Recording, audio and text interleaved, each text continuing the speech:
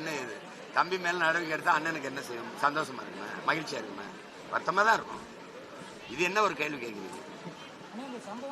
அவனுக்கு இது புது வழக்கு. எனக்கு வந்து 260 வழக்கு இருக்கு என் மேல. நான் ஏறாத நீதிமன்ற படிக்கட்டுகள் கிடையாது. எனக்கு இது புது சில வழக்கு. அது இல்லைன்னா விடியாது கிழக்குன்னு போவோம், சிறை அதை நிறைன்னு போவோம், தடை அதை உடைன்னு போவோம். எங்களை பயிற்றுவித்த தலைமை அப்படி. உங்களுக்கு புரியுதுன்னு நினைக்கிறேன். தயவு செய்து என்னை கைது பண்ணுங்கன்னா நான் கெஞ்சிருக்கேன்.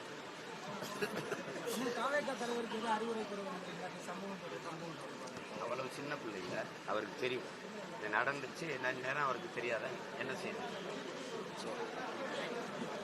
தவேகா தலைவர் விஜய் அவர்கள் கரூர்ல நடத்தின பிரச்சார கூட்டத்தின் போது கூட்ட நெரிசல்ல சிக்கி குழந்தைகள் உட்பட 39 பேர் பலியாகி இருந்தாங்க.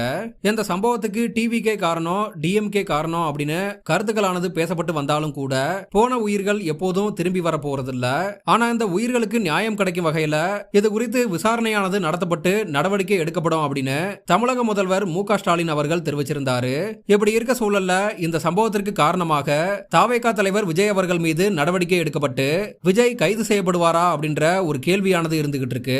இந்த நிலைமையில இந்த கேள்வியை செய்தியாளர் ஒருவர் நாம் தமிழர் கட்சியின் ஒருங்கிணைப்பாளர் சீமான் அவர்கள் கிட்ட கேட்டபோது சீமான் வந்து சொன்ன பதிலானது ஆச்சரியத்தை ஏற்படுத்தி இருந்துச்சு. அதாவது தம்பி மீது நடவடிக்கை எடுக்கப்பட்டா அண்ணனுக்கு என்ன சந்தோஷமா? அதெல்லாம் கிடையாது அப்படின்னு தவேகா தலைவர் விஜய் மீது தன்னோட அக்கறையை வந்து தெரிவிச்சிருந்தாரு.